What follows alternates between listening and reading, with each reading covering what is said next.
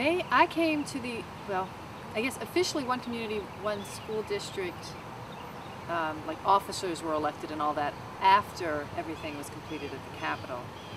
And I wasn't actually a part of the original organization of it that came out of, with Belinda and Leslie and some other parents, Laura and Kenna.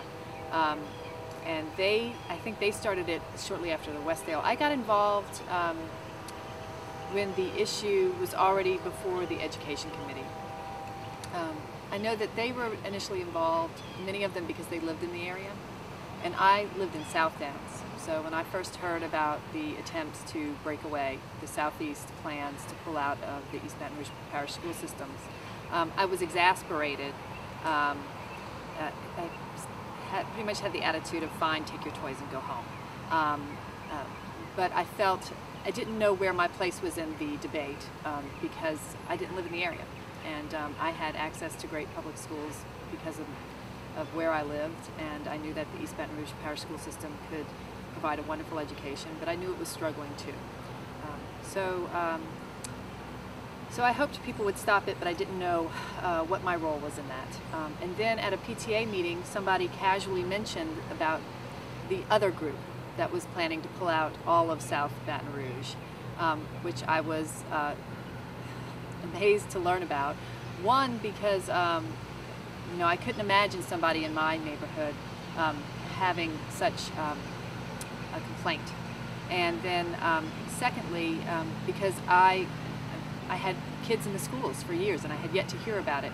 So I found out where they were holding a meeting so I could find out more information about it, and I went to that meeting thinking it would be a public meeting. Here's the information, here's why we think we should do this, and discovered that I walked into one of their planning meetings. And there was a total of, I think, 7 or 8 people there. There were 2 other sets of parents there. There was a former school board member whose name I did not catch, and then there were 2 lobbyists. And they already had somebody provide them with a $10,000 check to pay for those lobbyists, and they hoped to get Bodie White to agree to expand the lines of his original legislation to include South Baton Rouge. And then they began to discuss where they'd like to draw those lines, and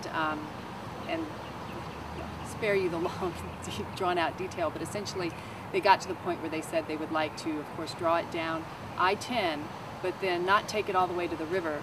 They would stop it at the lakes as opposed to going over to Old South Baton Rouge because they didn't, and I quote, want to invite the problem they were trying to get away from. And so at that point, I was particularly outraged. And during this conversation, I let them know that I was not interested in pulling out of East Baton Rouge parish schools based on the information I was hearing, but they needed a middle school and a high school and what have you. And so I left that meeting with the understanding that they were planning to proceed, and had felt pretty positive about the likelihood of them being able to get the legislation to include my neighborhood.